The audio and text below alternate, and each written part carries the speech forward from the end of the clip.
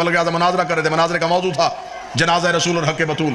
सुबह से लेकर शाम तक मुखालफ मेज पे मौलवी बदलते गए। इधर अकेला मौलाना इस्माइल, शाम के वक्त उधर से एक मौलवी तलू हुआ। उसने कहा इस्माइल मनाजरे का मौजू फरमा जनाजा रसूल हक बतूल। उसने कहा एक सवाल का जवाब जो किताबें बंद कर दे। मौलाना इस्माइल ने कहा कौन सा सवाल?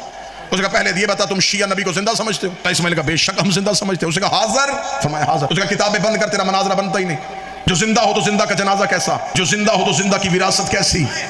अगर नबी जिंदा है तो जिंदा का ना जनाजा होता है ना जिंदा की विरासत होती है। मुबल्लिग आज़म ने अपने शागिर्दों से कहा किताबें बंद करो, संदूकों में वापस रखो। मुनाजरा खत्म हो गया, मौलवी उठ के खड़ा हो गया। उसका मौलाना इस्माइल ऐसे तो नहीं जाने दूंगा, माइक में ऐलान करके जा कि तुम मनाजरा हार के चला गया है। मौलाना इस्माइल उठे, माइक में खड़े होकर कहने लगे अल्लाह ने अभी तक वो माँ ही पैदा नहीं की जिसके बतन से ऐसा बच्चा पैदा हो जाए जो मौलवी इस्माइल को हरा के चला जाए। उसका मेरे सवाल का जवाब दे के जा।